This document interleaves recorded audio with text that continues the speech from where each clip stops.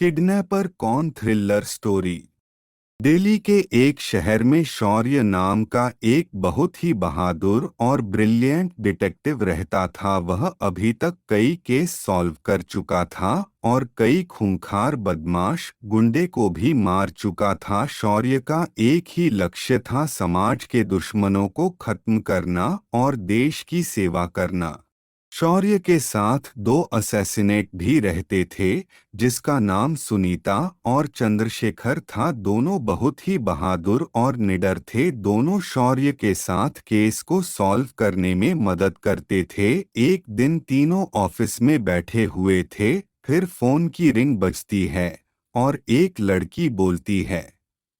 लड़की: डिटेक्टिव शौर्य, में सुमन बोल रही हूँ, आप जल्दी से मेरे घर आ जाइए, मुझे आपसे कुछ ज़रूरी बात करनी है। आप प्लीज़ मेरे घर जल्दी आ जाइए, मैं बहुत बड़ी मुसीबत में हूँ, मैं आपको अपना एड्रेस भेजती हूँ। शौर्य: आप घबराइए मत, मैं अभी आता हूँ। शौर्य अपने असैसिनेट चंद्रशेखर और सुनीता के साथ सुमन के घर जाता है। अंदर जाने के बाद पता चलता है कि सुमन घर पर नहीं होती है। सुनीता: सुमन तो अभी घर पर नहीं है, तब तक हम यही बैठकर उसका इंतजार करते हैं।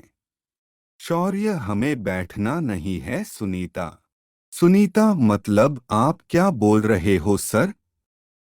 मैं कुछ समझी नहीं। शौर्य: मतलब ये है कि सुमन का किडनैप हो चुका है, और वो भी अभी से 8 मिनट पहले। सुनीता: आप ये कैसे कह सकते हो?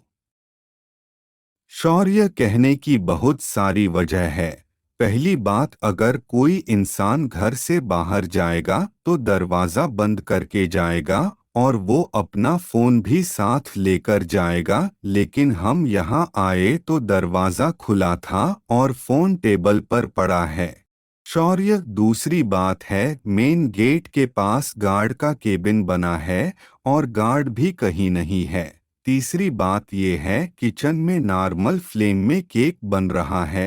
एक केक बनने में लगभग 15 मिनट लगते हैं और टाइमर में अब भी 7 मिनट बाकी है, मतलब सुमन यहाँ 8 मिनट पहले यहाँ थी।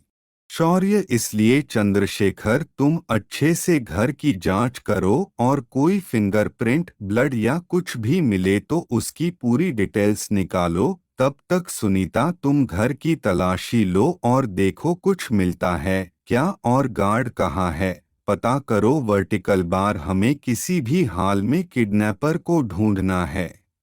तीनों जांच में लग जाते हैं। फिर थोड़ी देर बाद आकर सुनीता ने शौर्य से कहा, सुनीता, मुझे गार्ड मिल गया है और किचन के पास एक घड़ी भी मिला है।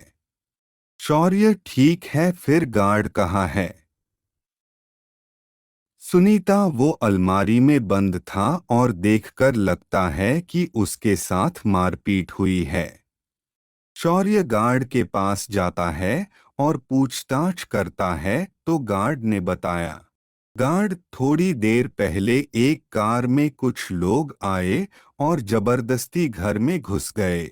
मैडम को ले जाने लगे, मैंने रोकने की कोशिश की तो मेरे साथ भी मारपीट की और अलमारी में बंद कर दिया।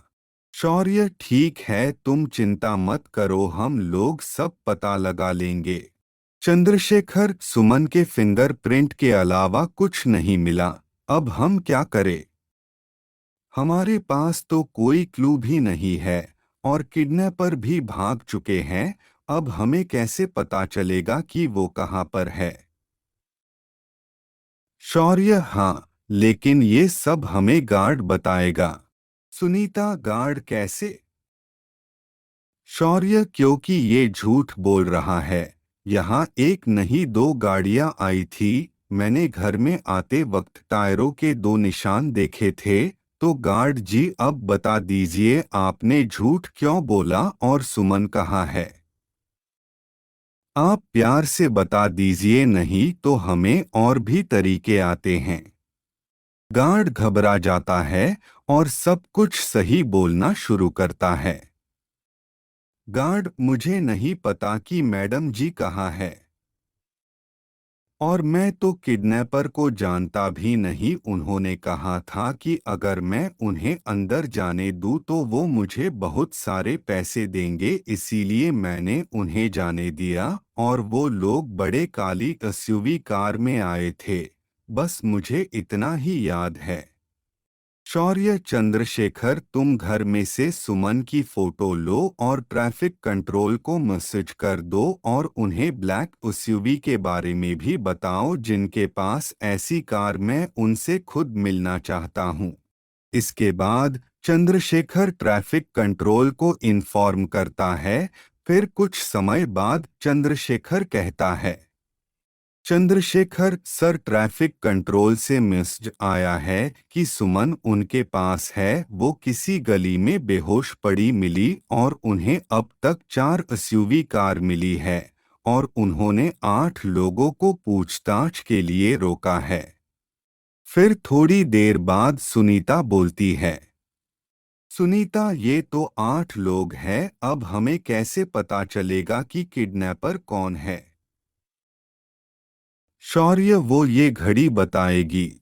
इसके बाद शौर्य 8 लोगों से पूछताछ करने के लिए चला गया और उनमें से एक विकास नाम के एक लड़के को पकड़ लिया और विकास से उनके साथियों का भी पता चल गया और पुलिस ने भी उन सब को पकड़ लिया। सुनीता सर, आपको घड़ी से कैसे पता चला कि विकास ही किडनैपर है?